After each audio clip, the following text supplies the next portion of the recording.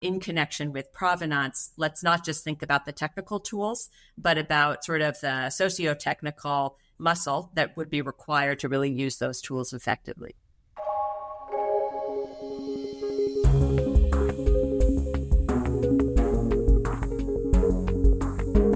Welcome to the Center for AI Policy podcast, where we zoom into the strategic landscape of AI and unpack its implications for U.S. policy.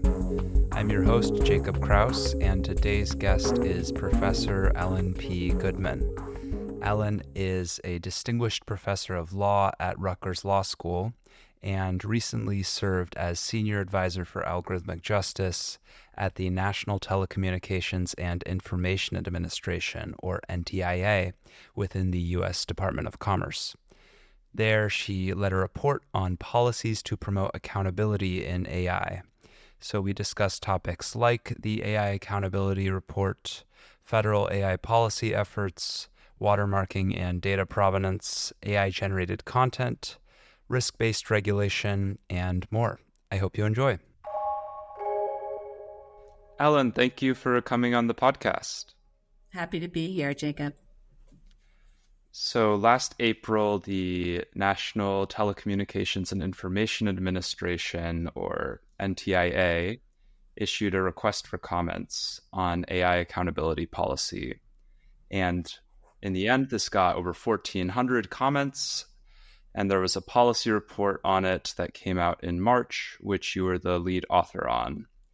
So how would you define what AI accountability policy is, and why did this project choose to focus on it? Right. So it's a big question. And I think just to sort of begin by setting the stage is that we viewed AI accountability policy as sort of an ecosystem of policies and incentives and capabilities. Accountability itself, we provided a definition in the report because it's the kind of word that people toss around and sometimes use synonymously with responsibility or trustworthy or ethical AI. And we wanted to sort of drill down on accountability in the meaning of having consequences for posing risks and causing harms. And those consequences usually come in the form of market incentives, so succeeding in the market, regulation, being held accountable by ex-ante regulation, and then liability. So after the fact, being held accountable through liability. And our focus really in terms of the ecosystem was what policies are necessary or desirable in order to support those kinds of accountability mechanisms. And we can get into it, but we really focused on things like evaluations, audits, disclosures.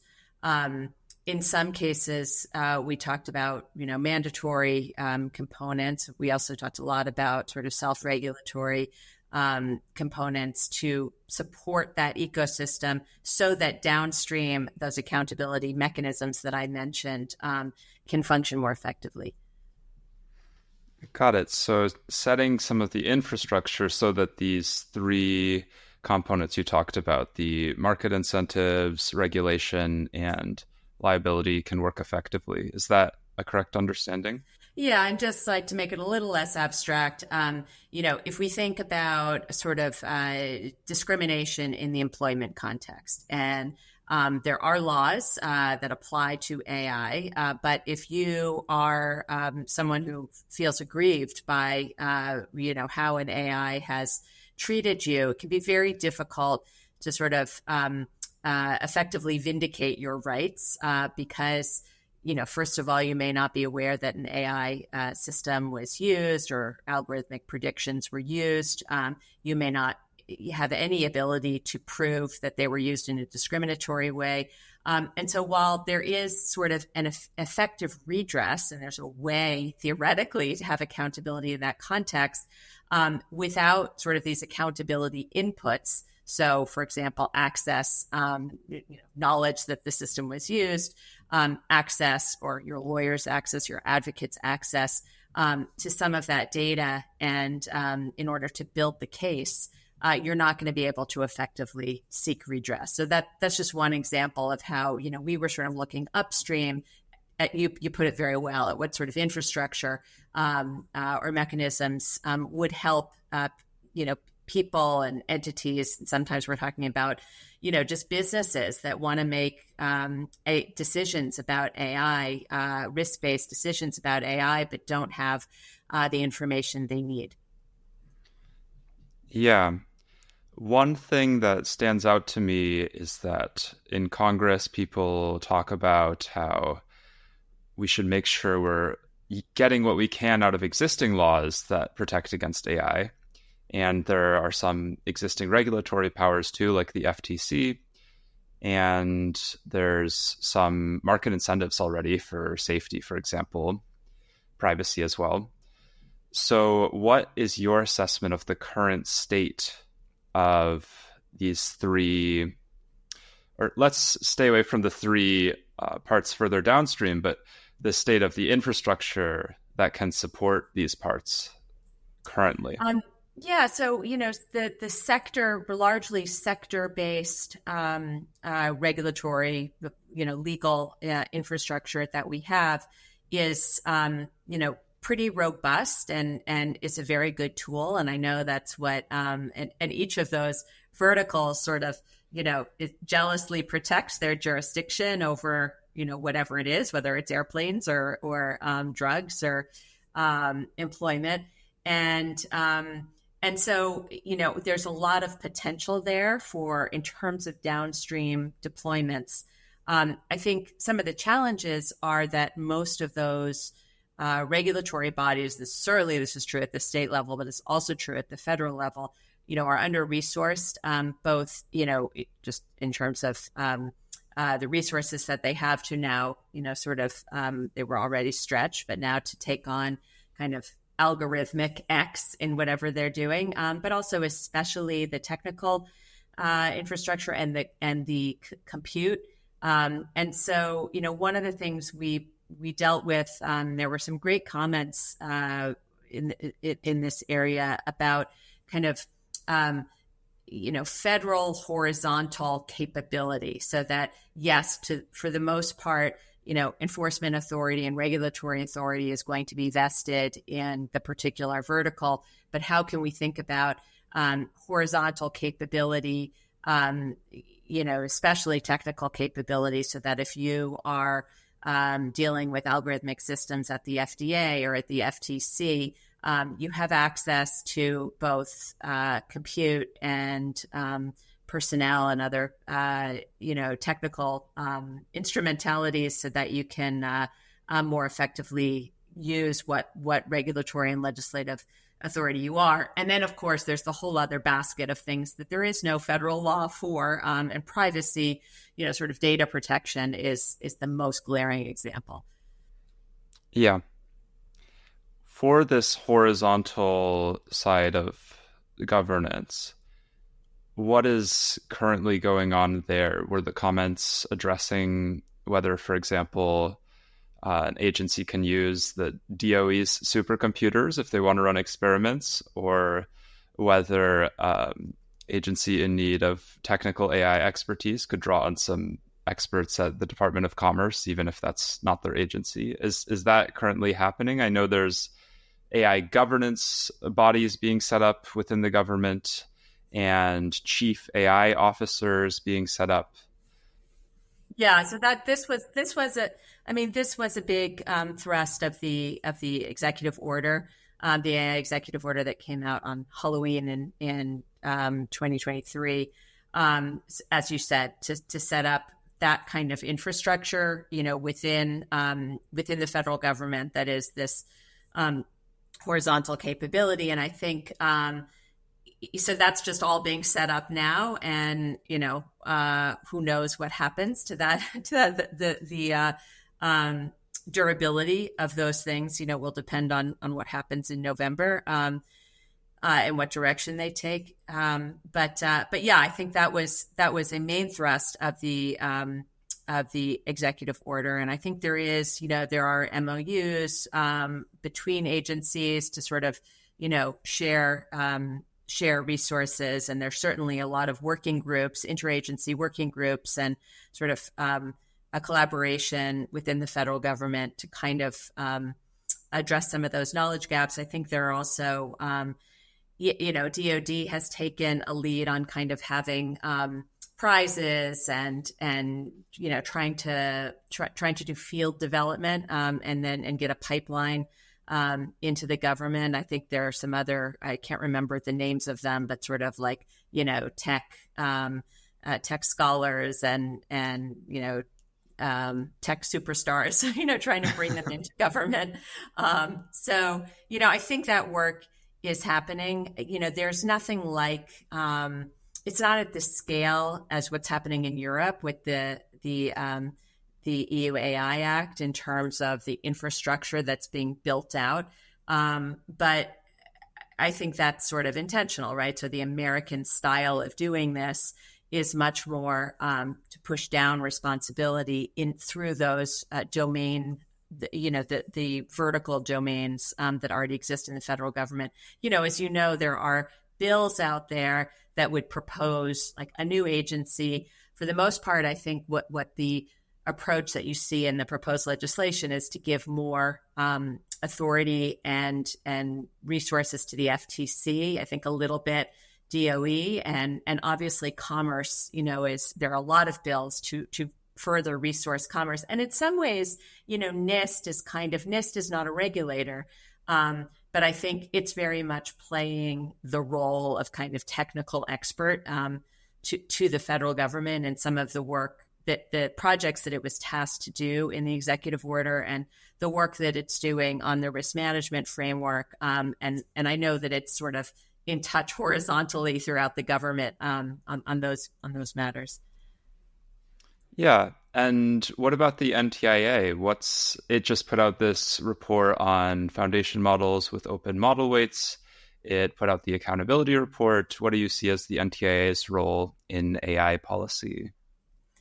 Yeah, so I mean, the NTIA sort of plays this think tank role, and sort of as a policy think tank. It also has no regulatory power, and that's kind of, I think the issue here for better and for worse is that these kind of horizontal bodies in the federal government tend not to have regulatory power.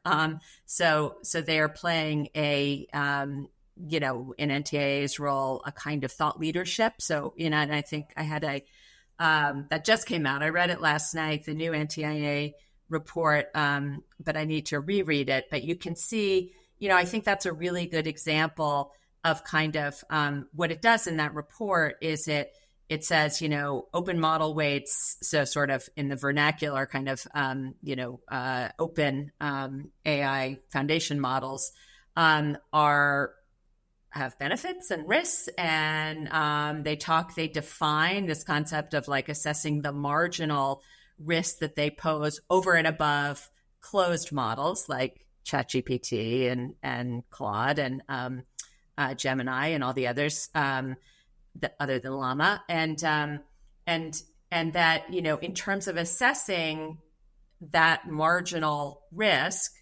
to determine whether or not there needs to be regulation, they lay out what is the kind of infrastructure or sort of capabilities the government would need to have in order to make good decisions. And I think, if you look at some of the things that they talk about, which are overlap with some of what we talked about in our report, things like red teaming and evaluations, and all of those are capabilities that the government is a little bit light on right now.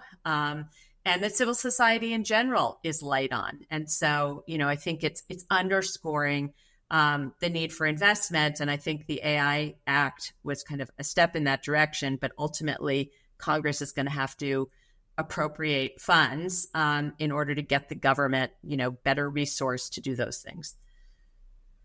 And with the AI Act, you're talking about Europe's AI Act. Oh, right? Did I say AI Act? I meant EO. I meant the executive EO, order. yeah. Yeah, sorry. Yeah. Are there particular policies for strengthening evaluations and red teaming in particular that you think are promising? Anything that can bolster that ecosystem, help it grow? Um, yeah. So first of all, in the private sector and in academia, in terms of the conversations, the stakeholder conversations that we had, and from what I know generally about sort of CS departments, they're doing red teaming and doing research into red teaming has not been the most rewarded career path, right? So one thing is that there needs to be, I think, a kind of shift. This is true. This is true in many areas of academia. Towards rewarding, promoting the kind of work that society needs, right? And so that's one thing, and government can be helpful there, even just by giving prizes and honorifics, and sort of accelerating. In academia, as you know, like pats on the back and non-monetary prestige rewards go a long way. So that would be sort of a low-cost thing to do. Beyond that, I think funding more red teaming and kind of evaluation development. Setting one thing we talked about was providing guidance for what independent evaluation should look like substantively, but also what independent should mean. In some areas, of course, that's regulated. In the securities area, the independence of auditors is set forth in regulation, although the development of that regulation was very collaborative with the private sector. But I think standard setting, facilitating standard setting, not just technical standards, but also kind of socio-technical standards about independence and what a good red teaming is just can mean so many different things, right? And so, it's easy to say, and frankly, so can, the NIST risk management framework and other forms of risk assessment, can be done in a variety. You can check the boxes in a kind of pro forma way or in a very deep way. And it really makes a difference both internally within the entity in terms of assessing and managing their risks, and also in their external communications and in what, downstream buyers or deployers or people on whom the systems are deployed, in terms of what they know about the systems and what risks they can expect and choose or not choose to bear. So, all of that kind of standardization and guidance on, what quality looks like. And you can even imagine, and some analogies would be, what the federal government has done kind of in the food markets about organic and setting kind of seals of approval and standards, nutrition labels. I mean, those kinds of things that are market making. So, I think there are a lot of creative things the government can do other than providing funding. Got it. I wanted to talk a little bit about provenance and tracking the origin of data generally, or AI-generated outputs. So one proposal is we watermark outputs, so embed some signal in them. It could be easy to detect, hard to detect, easy to remove, hard to remove. And you could use that on a social media platform, for example, downstream, to check whether the content is AI generated. Maybe you could learn which AI model generated it, maybe even which user generated it. And that could help with content moderation or perhaps even liability, with seeing who's responsible for criminal use, like non-consensual deepfake use.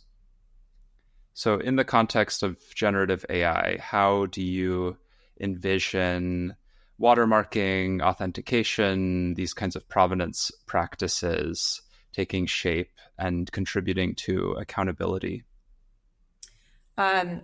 So our report did spend quite a bit of time talking about provenance, and what was interesting to me was that those terms are used very differently depending on what the interest is. So, for example, the sort of copyright community is very interested in um, the provenance of training material. And so, what they're interested in is that the outputs from the outputs, you're able to trace what the training data was and whether or not there was consent, compensation, and credit to the copyright holder if it's under copyright, which is a very different kind of feature and purpose of provenance than the ones you talked about, which is really about sort of synthetic content versus authentic content. And, with respect to distinguishing synthetic content, provenance has a lot of value. You also alluded to its lack of technical robustness. And I think it's not just that it can be stripped, interfered with, spoofed, right? So you're going to have a lot of false negatives and false positives, but also, the struggle is that because the distribution chain for content can be so long and convoluted, you can take a screenshot of whatever it is and then, share it on a different platform and, the provenance or the watermark is gone. Obviously, these are all technical challenges that are being wrestled with. But so there is all of that, the difficulty, I guess I would say there's a lot of value in it, but we shouldn't assume that provenance will sort of solve the epistemic problems and the dignitary problems you alluded to of deep fakes and or cheap fakes or mis and disinformation that has nothing at all to do with any kind of fake, right? Any kind of synthetic fake. So it's an arrow in the quiver, but I don't think it solves every problem around the epistemic kind of sludge that we live in. The other thing I would say is that I would distinguish authentication from, sort of watermarking in the sense that, authentication, which Adobe and Microsoft, the C2PA coalition is really, I think they have the market leader in their with their tool, is really about you can kind of assume that the default is synthetic, right? So what it's trying to do is just, if you want to use this tool, it's for you. If you are a credible source and you want to prove that you are the source of this content, you can authenticate it back to yourself. And I think that's very different from sort of flagging synthetic content. And it probably is more robust, but it's a much more limited set of signals. So to recap the ways provenance gets used, there's the copyright with tracking what training data went into an output, for example. There's the watermarking and tracking whether the content was AI generated or what went into making it. And there's proving that you are the source of the content as well, this more authentication side. Are those the three main ones? Are there any other ways the term is getting used? Yeah, there's I would say there's one more bucket, and that is provenance information or a provenance manifest that is not about synthetic content detection, sort of binary, yes, this was generated, or no, this was not generated, or yes, this was manipulated, or no, it wasn't.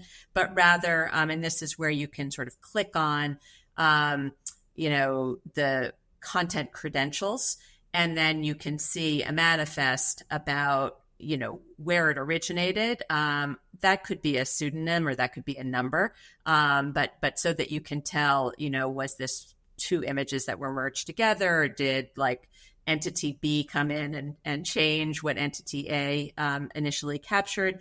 So that is a more fine-grained sort of manifest of the journey that the content took.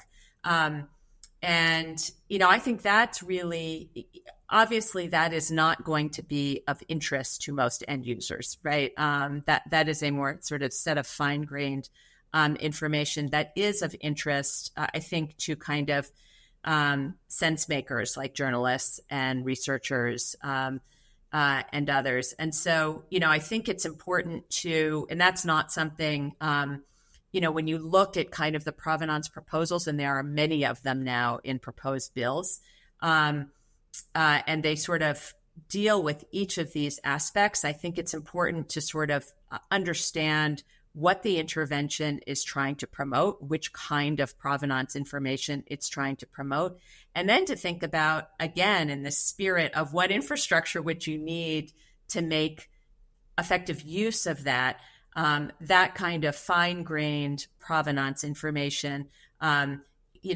my view, is going to have to make the best use of it. You're going to want to invest in kind of sense-making intermediaries, right? That can where the end user is not it's not really retail disclosure, right? It's sort of expert. It's a kind of expert disclosure to experts.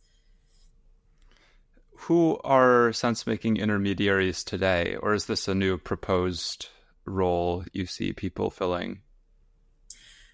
I think, the usual sense-making intermediaries are institutions, right? They're journalistic institutions or research institutions or government, or, think tanks or other kinds of meaning makers.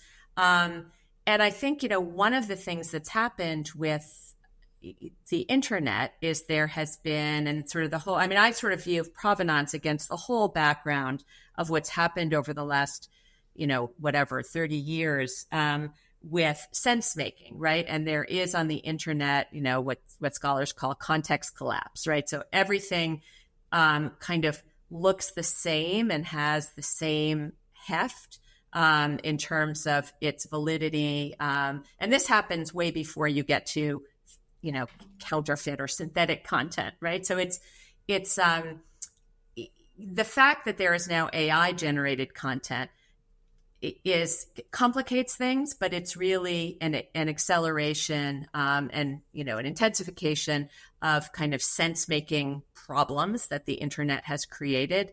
And as one of the things that's happened is that the internet has hollowed out journalism, and sort of we don't have the robust kind of fact checking capabilities, and there are lots of fact checkers out there, but they're not well resourced. And, there have been kind of fads with the big tech companies of supporting them and then backing away from them. And so there's a gap in the ecosystem around sense making. And, maybe there are new kinds of sense makers, and there are distributed sense makers, and blockchain, for that matter, can be a sense maker in the sense that it can be used to, create reliable ledgers of authentic, that's what it's meant to do, to authenticate, right? So we can include that in the ecosystem, but that's a kind of, muscle that you sort of, if you think about provenance information, I'm just suggesting you also want to think about who is the consumer of this provenance information other than the algorithmic system that's ingesting it and that's going to do something with it, right? Like, so maybe it's going to, it's going to downrank synthetic content. Maybe it's going to do that. Maybe it's not. Maybe we need to have a conversation about whether it should be downranked, because just because it's synthetic doesn't mean it's less valuable, right? And so that's kind of another conversation, is that it's not like authentic good, synthetic bad. We want to know about when content is, we might want to know about when content is synthetic, et cetera. So there's all of these complicated questions about how we understand communications, how we use communications, and whether or not we need, maybe there's an argument that, there certainly has been there in the earlier days of the internet, there was an argument that we didn't really need journalism anymore, right? Because we had cut out the middle person. And now I think there's a recognition that wasn't true, and that we do need journalism. And so, and because that's my background in media and media policy, I tend to look at that part of the equation. And so in connection with provenance, let's not just think about the technical tools, but about sort of the socio-technical muscle that would be required to really use those tools effectively. And for some of these provenance practices in particular, to what extent are they already in place? And if not, why aren't they in place? What are the incentives here, the technical feasibility that makes this possible or hard to do? Yeah, it's such a great question. And I think it's moving very quickly, right? So, like all of the social media companies say that they're using some kind, I think all of them, they all have community guidelines about synthetic content, and you're supposed to flag it if if you've used, if it's AI generated. I think if you look at those definitions, there's a lot of difference about, and as any teacher knows, as we all prepare our syllabi for the fall and we deal with, AI assisted learning, it's very hard to draw the lines, right? Between, we're not just talking about freestanding ChatGPT, but we're talking about Copilot and Gemini, and in law, Lexis and Westlaw all have AI assistants. And so at what point does something become synthetic content that it needs to be flagged? And, so I'm sure each platform has a kind of a different way of doing that, and a different way of detecting synthetic content and expressing that something is AI generated. And for example, this recent flap about Elon Musk, retweeting a Kamala Harris deepfake that, he did not identify as being synthetic content, even though X's terms of service require that it be identified or not posted if it has the potential to deceive. And what he said about that is that it was obvious that it was a parody, right? So, so these things about what is synthetic content that needs to have provenance information or a label, are somewhat subjective because a lot of them turn on deception. And so, so I think, to answer your question, I think the platforms are mostly, I think, using some kind of provenance information. And then there are all these open standards. And, the Partnership for AI is working on responsible use or deployment of synthetic content. As I mentioned, there's the C2P3. I think I always garble the name, but the Adobe Microsoft open standard for authentication. So there are a lot of products out there. The incentives, first of all, I think there's an incentive that the developers have to know for training purposes, when content is synthetic and when it's authentic, because of this fear of model collapse, that if you train too much on synthetic content, you just drift away from kind of ground truth. So they have their own incentives. And then, there's a lot of kind of pressure. There's a lot of, I think, just information integrity kind of value in the marketplace. And so, there are some incentives there. I think the problem is, and where the government, I think, can be useful, is that when you have a proliferation of a lot of different standards and a lot of different metrics, it becomes first of all, interoperability is challenging. And this is a complicated value chain because it's, you take a video and then you run it through an AI generator or an AI tool to modify it, and then you post it on a platform, and then someone else takes it and reposts it on a different platform and makes further additions to it. And so, there are a lot of different pieces in this chain that all have to recognize, if you want that to be durable, that originating provenance manifest or information or metadata or whatever it is, digital signature. And so that's one place government can be useful, is kind of helping with interoperability.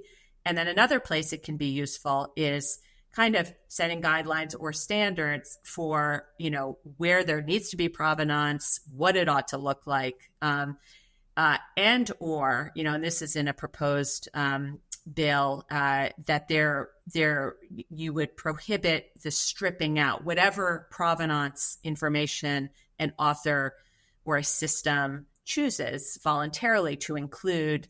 It would be illegal to strip it out. That might be another place for regulation. Interesting. I want to transition to talking about some other aspects of AI policy. So there's this common term of risk-based regulation, which seeks to scale the stringency of regulations or the level of strictness in them according to how much risk is being posed. And this commonly gets brought up with how much risk is the use case posing, or how risky is this sector? Like if we're using it in healthcare, maybe we want different requirements than using it in agriculture. But one problem that I think about with this is with general purpose AI that can be used in many different use cases in many different sectors. So whether that's Claude can be planning a recipe, writing a speech, there's a lot of different things one system can do. And then these are also called foundation models because not just in the direct use, but indirectly, they can then be specialized for a particular application. And they have many different downstream applications they could be specialized for. So how do you think about the approach of risk-based regulation or risk-based policy more generally in the context of these general purpose foundation models? Yeah, I mean, it's such a hard question that no one seems to have answered satisfactorily. And just for the reasons that you say is that, it's kind of a lot depends on what analogy you choose, right? So the analogy that sort of developers use is we're making electricity, right? Like we're just making electricity. How would you, electricity can be used to light your house or it can be used to, activate explosives. And so, and we can't know how it's going to be used. And so we can't be, you can't, regulate us with respect to downstream harms. And so another analogy, though, might be something like chemicals, right? So that, yes, it's these are dual use. It's a general purpose technology, but it can also be used in harmful ways. And there are certain kinds of very limited requirements that you can put on a chemical manufacturer, and one might be kind of, and I must say this all changes when we're talking about open systems, right? Where they're, and the big difference in this respect is that closed proprietary systems are, have the possibility of clawing back their model from bad actors. Or limiting access through an API. So they have some control over how deployers are actually using. And so then if they have some control, then there become, sort of in terms of risk-based regulation, you might be focusing on, okay, we have to improve information flows so that developers understand how deployers are using their system. And if they have information, then maybe they have some responsibility, right, to make modifications so that it's not used in that way. When you're talking about open models, there's really no control, right, over how the foundation model gets used. And so that becomes more difficult. But I guess, in general, this is why, I personally think that most liability has to be downstream of the developer and has to be with the deployer who has a much better grip on the risks. But I don't think that means the developer has no responsibilities but probably the responsibilities sound more in the domains of disclosure, access, providing standardized disclosure so that there is information to deployers about what this system is capable of, what it's been tested for, what its training data is. So those kinds of things, I think are in accordance with risk-based regulation. And in the context of a system like Claude or ChatGPT, where the deployer and developer might be the same one in terms of setting up this chatbot interface, Does that change the analysis at all, or it's still with liability, for example, we're targeting them, but only because they're a deployer? I think that's right. And this, there have been some really interesting conversations around, does Section 230 immunity apply to Claude when, Claude defames someone? That question is really, I think, going to turn a lot on this interaction between the user and the system, right? That it's a collaboration often between prompts and the system. And so, it's still not that they're operating autonomously. They're operating right in partnership with the user. But yes, I think that to the extent we think about imposing liability on Claude for harms in that context, it's because they are the developer and the deployer. And one of my last main questions is that the report was talking a lot about different approaches in other areas, so other domains, financial, FDA regulations. So out of all of these approaches, or some that you've come across since, what is one policy model that might be especially effective for AI policy? All right, I'll give you three. Okay, really quickly. If we're talking, it really depends on where in the AI ecosystem we're focusing. So, right. So if we're talking about, big, huge, powerful foundation models that are proprietary, they may pose systemic risk. They may pose unpredictable systemic risk. They sort of look a bit like banks. And so you could have something that looks a little bit like bank supervision, and I think the AI executive order did this a little bit, right? It defines powerful by compute level, which is controversial, which may change, right? But at that point, there's much more information exchange with the government. Second example would be FDA. So FDA has, ex ante kind of, gates that you have to pass through before you can release a drug. That's probably not a good model for most of AI, but what it does do is it's information forcing. So we used to not know much about how drugs worked, what their mechanisms were, whether they were effective. So sometimes they worked, sometimes they didn't.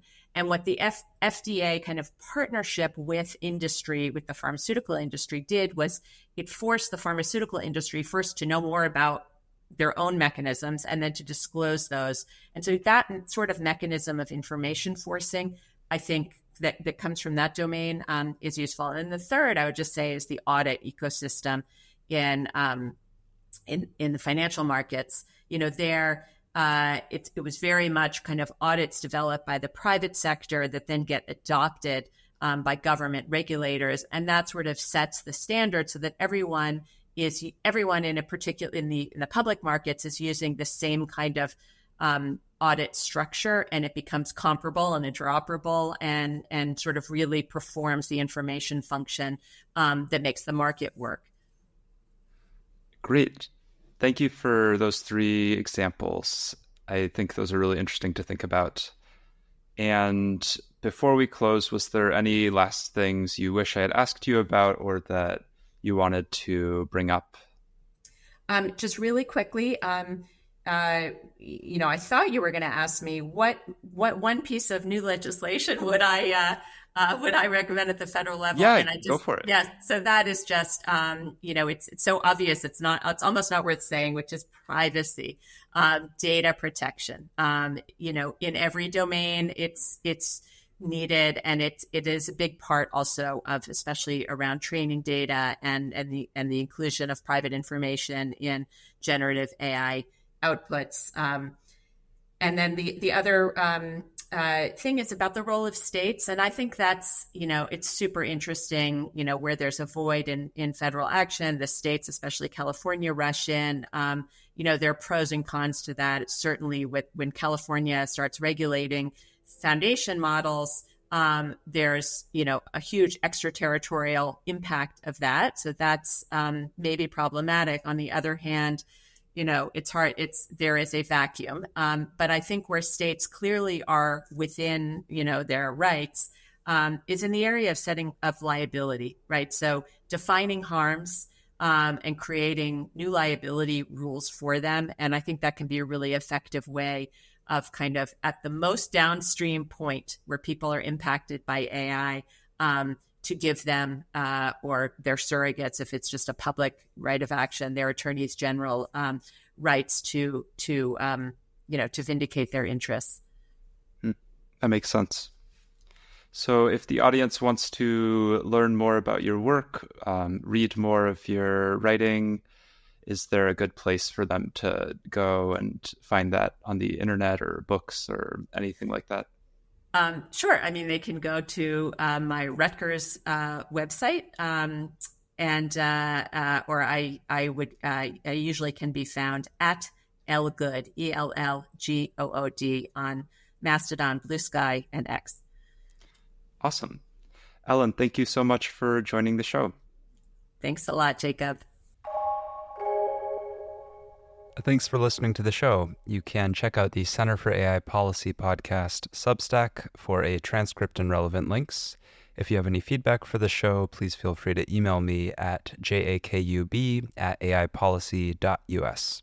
Looking ahead, next episode will feature Dr. Michael K. Cohen, a postdoc at UC Berkeley, discussing the risks of advanced artificial agents and proposals for regulating them.